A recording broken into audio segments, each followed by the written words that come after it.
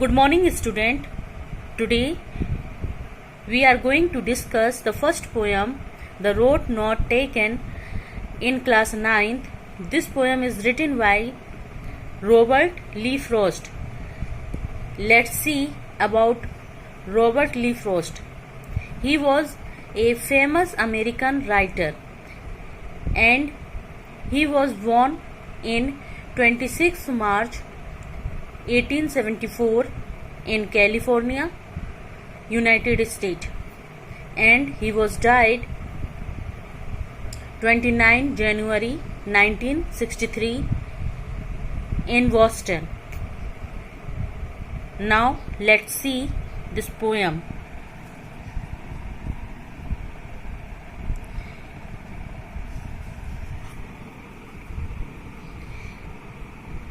This well-known poem is about making choices and the choices that shape us. Robert Frost is an American poet who writes simply but insightfully about common ordinary experiences.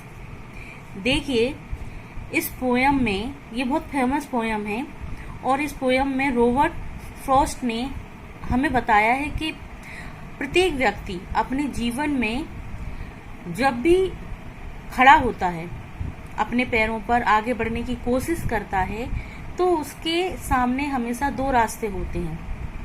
एक रास्ता जो उसे कठिन लगता है, उसमें बाधाएं होती हैं, लेकिन वो रास्ता उसे अपनी मंजिल तक ले जाता है. और एक रास्ता जहां से वो जाना चाहता है और वो उसकी मंजिल तक उसे ले जाता नहीं है. ऐसा भी जीवन में होता है कि हम कभी कभार गलत रास्ते को चुन लेते हैं और वहां पर जाते समय मेहनत करते करते पहुंचते हुए भी हमें अपनी मंजिल नहीं मिलती और हमें लौटकर उसी जगह आना पड़ता है जहां से हमने चलना शुरू किया था. जैसा कि आप समझ सकते हैं कि जीवन में सफलता और असफलता सभी लोगों के साथ होती है, लेकिन यदि व्यक्ति सही मार्ग को चुनता है अपने जीवन में, तो वह अपनी मंजिल को पा लेता है और उसका जो जीवन है वो सफल हो जाता है. वो अपने जीवन को आगे बढ़ा ले जाता है, बना लेता है, कुछ बन जाता है जीवन में. लेकिन यदि व्यक्ति गलत मार्ग चुनता है तो उसका समय बर्बाद होता है, वो अपनी मंजिल तक नहीं पहुंच पाता और एक दिन उसे फिर वहीं से अपना काम शुरू करना पड़ता है जहां से उसने चलना शुरू किया था. उस मार्ग से उसे वापस आना पड़ता है उसी असफलता के साथ, और फिर जहां से उसने अपने जीवन की शुरुआत की थी उसे एक बार फिर से वहीं से अपना जीवन शुरू करना पड़ता है. इस पोयम के थ्रू जो पोएट है वो हमें यही समझाना चाहता है और आप इसको देखेंगे. देखिए, this well known poem is about making choices. ये जो पोयम है इसको मौका, चॉइस मीन्स क्या होता है, हमारे चुनाव. जब हम किसी चीज को चुनते हैं, हमें जो मौका मिलता है, तो ये उस मौके के लिए है, उस चुनाव के लिए है. And the choices that shape us, ऐसा चुनाव जिसको चुनकर हम शेप अस यानी जो हमें बना देता है.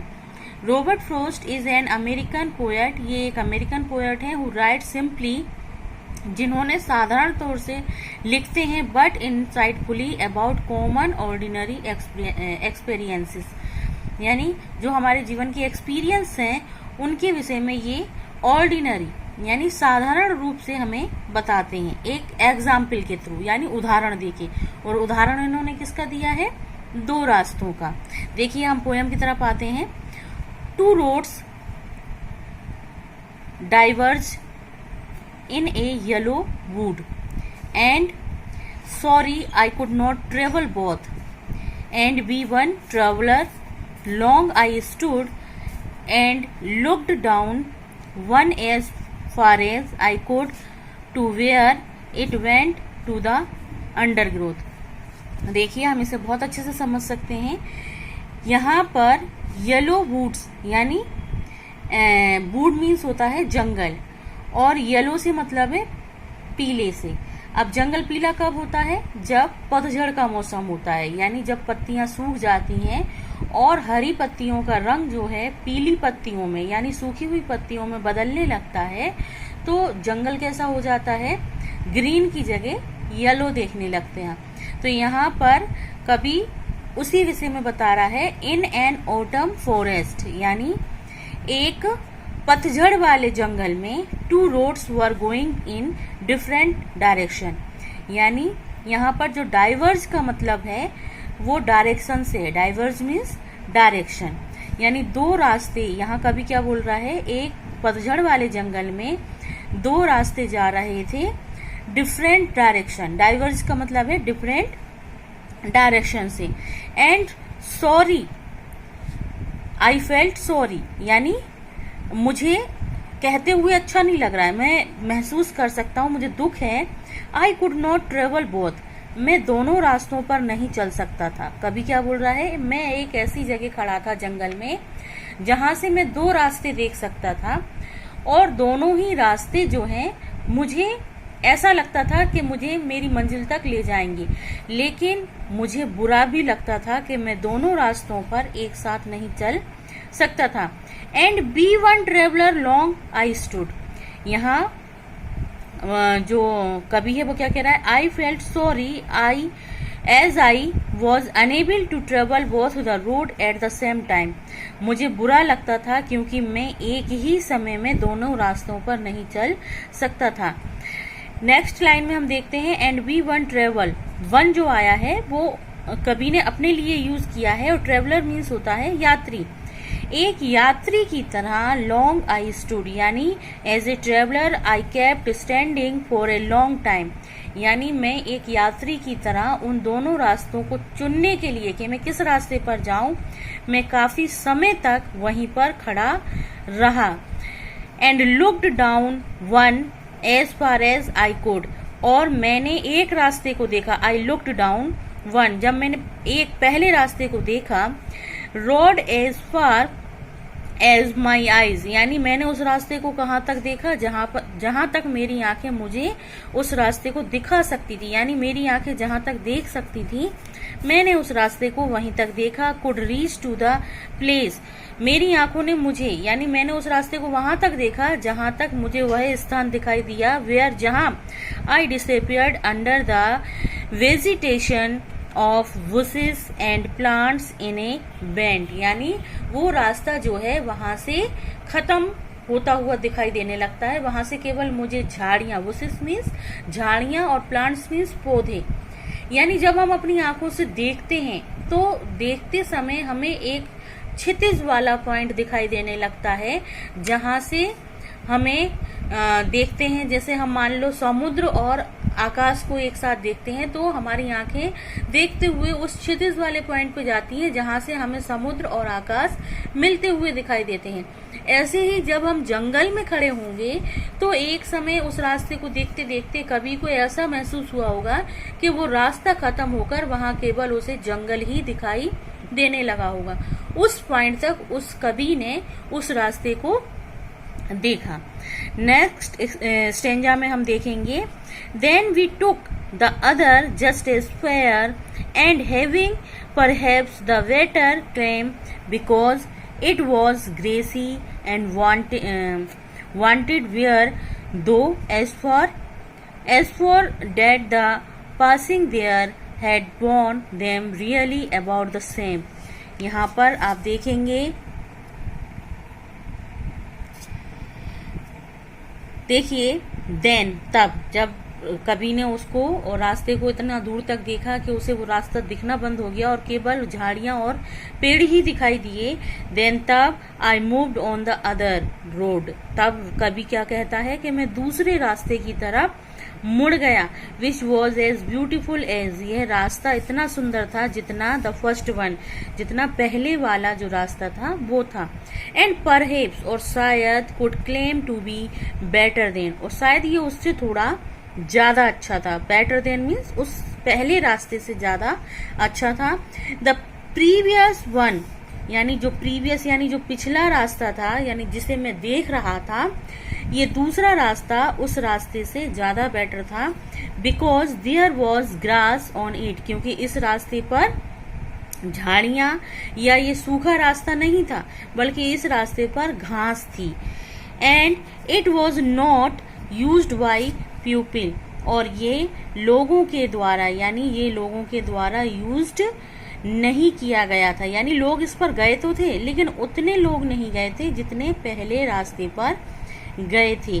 दो हालांकि द प्लेस, वह स्थान, वेयर आई वॉज स्टैंडिंग, वह स्थान जहां मैं खड़ा हुआ था, वो सोइंग, देखते हुए, that it too had been used, कि ये यूज्ड किया गया था। यानी जो रास्ता मैं पहले देख रहा था, जिस रास्ते पे मैं पहले खड़ा हुआ था, उसको जब मैं देख रहा था तो उस रास्ते को देखते हुए मैं ये फील कर रहा था कि वो रास्ता ऐसा था जिस पर ज्यादा लोग चले थे। यानी जो पहला रास्ता था, जो फर्स्ट रोड थी, उस पर राइटर ये देखता है कि उस पर शायद बहुत लोग चले थे, वह रास्ता अधिक उपयोग किया गया था। It too had been used, यानी उसको ज्यादा उपयोग किया गया था। एज मच एज, जितना अधिक उतना, द फर्स्ट वन, यानी वो रास्ता जो है पहले ज्यादा यूज किया गया था, पहला रास्ता बहुत अधिक यूज किया गया था। मीन्स इसका मतलब क्या है,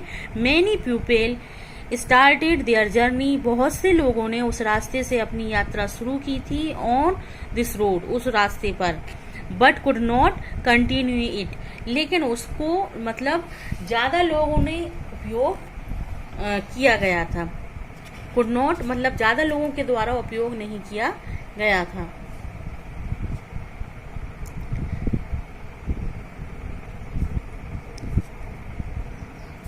यहाँ पर राइटर ये भी कहना चाहता है कि राइटर ने दोनों रास्ते देखे हैं और दोनों रास्तों की तुलना की जा रही है, कंपैरिजन हो रहा है।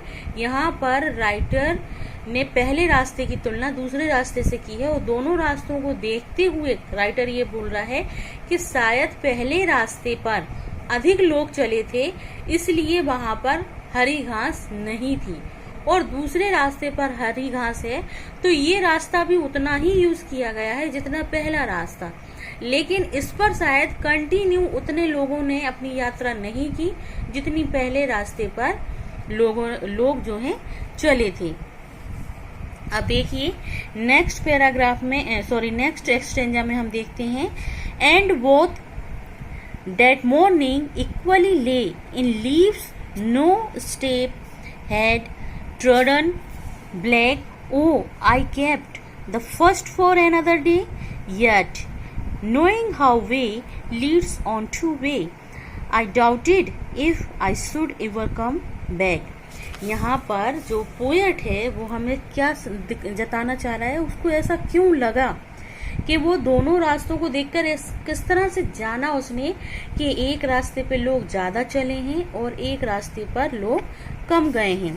देखिए यहाँ पर, इन दैट मॉर्निंग, सुबह में, बोथ द रोड्स, दोनों ही जो सड़कें थी, दोनों ही जो रास्ते थे, वर कवर्ड विद येलो लीव्स, वो दोनों ही रास्ते जो हैं पीली पत्तियों से ढके हुए थे, क्योंकि पतझड़ का मौसम था तो पत्ते झड़ रहे थे, तो दोनों ही रास्ते जो हैं पीली पत्तियों से ढके हुए थे। The leaves did not become trodden black because no one walked on them, यानी जो कवि ने दूसरा रास्ता देखा था उस पर जो पत्तियां थी वो कुचली नहीं गई थी। बिकम ट्रोडन ब्लैक का मतलब जब हम पत्तियों के ऊपर चलते हैं तो वो दब जाती हैं, टूट जाती हैं, कुचल जाती हैं।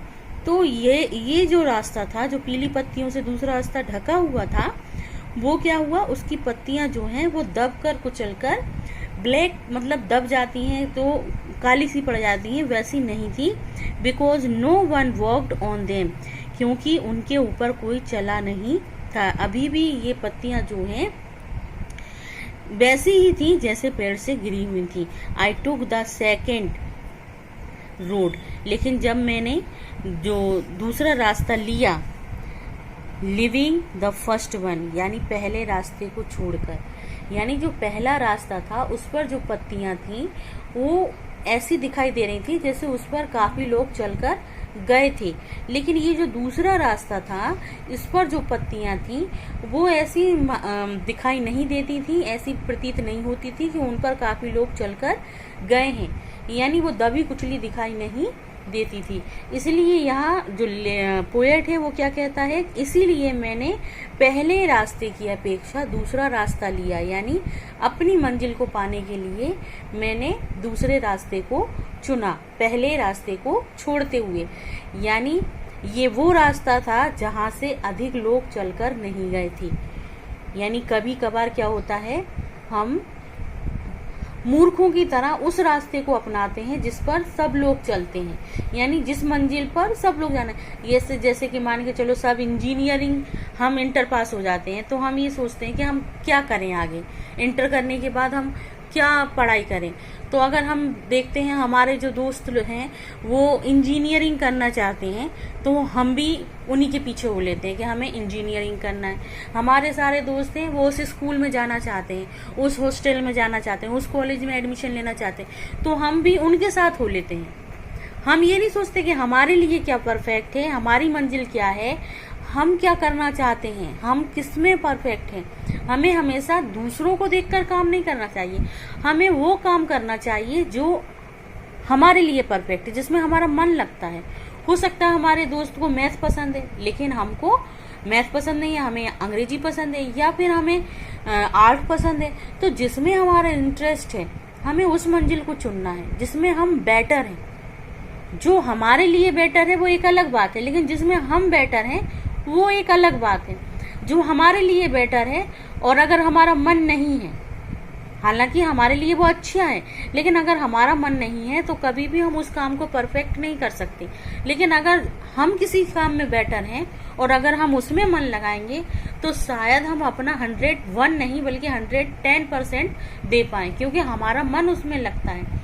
तो वही चीज है कि हमें मूर्खों के समान दूसरों के जैसा नहीं बनना है कि सब ये कर रहे हैं तो हमको भी सब यही करना है।